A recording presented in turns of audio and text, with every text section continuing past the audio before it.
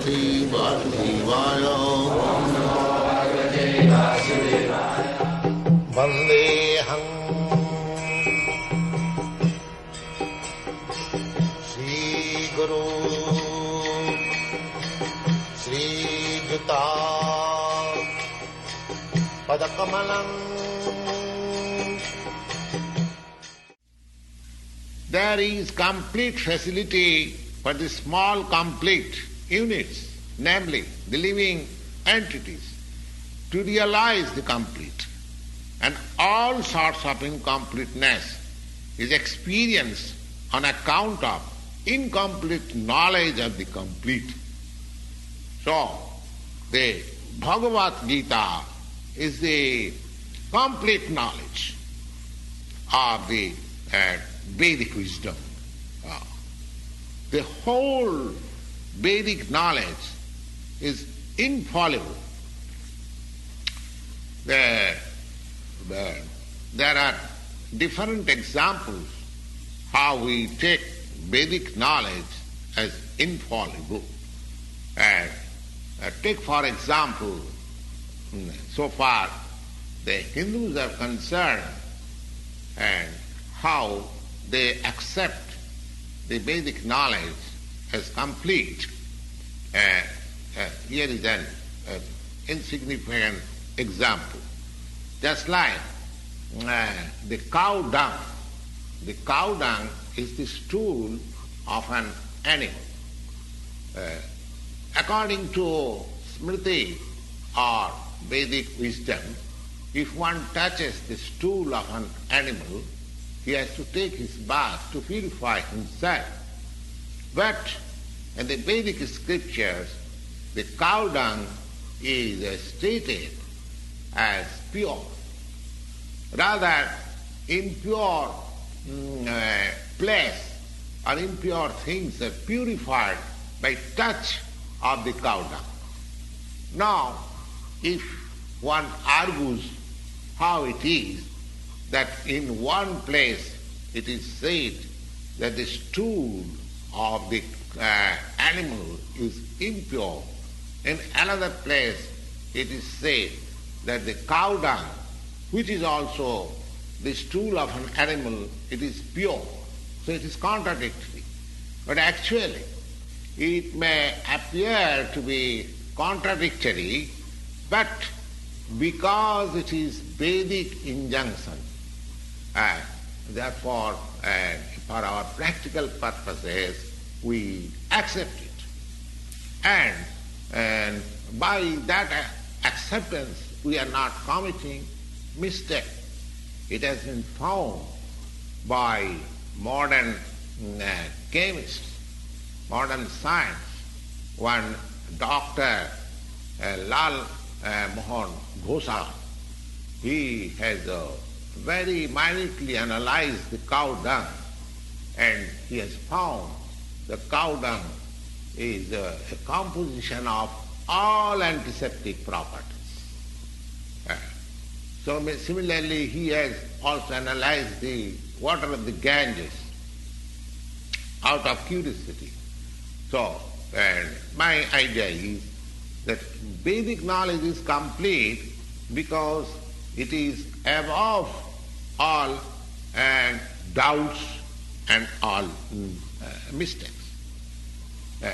And Bhagavad-gita is the essence of all Vedic knowledge.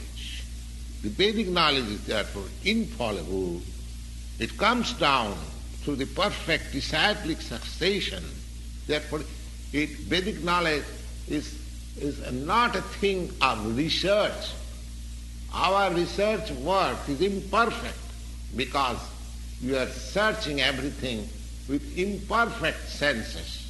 Therefore, the result of our research work is also imperfect. It cannot be perfect.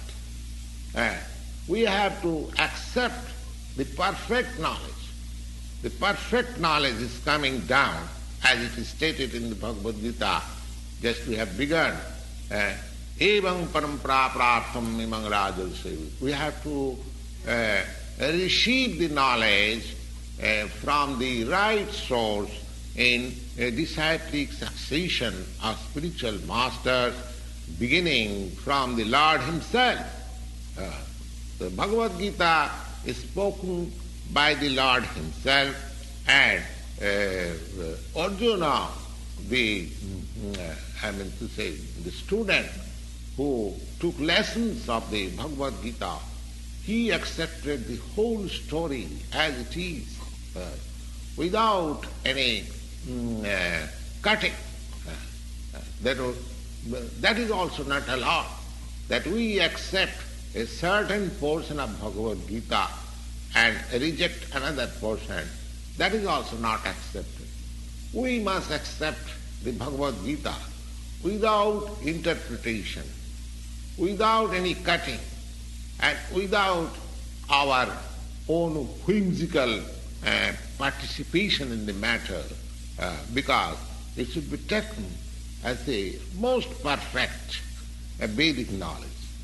The Vedic knowledge is received from the transcendental sources because the first word was spoken by the Lord himself.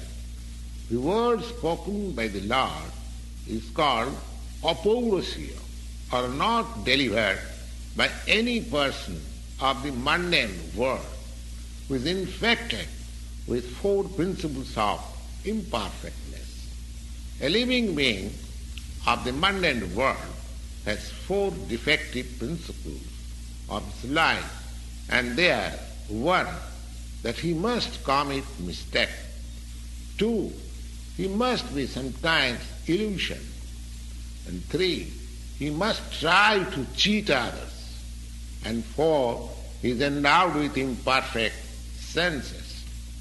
With all these four principles of imperfectness, one cannot deliver the perfect form of information in the matter of all-pervading knowledge.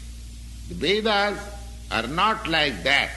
The Vedic knowledge was imparted in the heart of Brahma, the first created living being, and Brahma, in his turn, disseminated the knowledge to his sons and disciples as they are originally received from the Lord.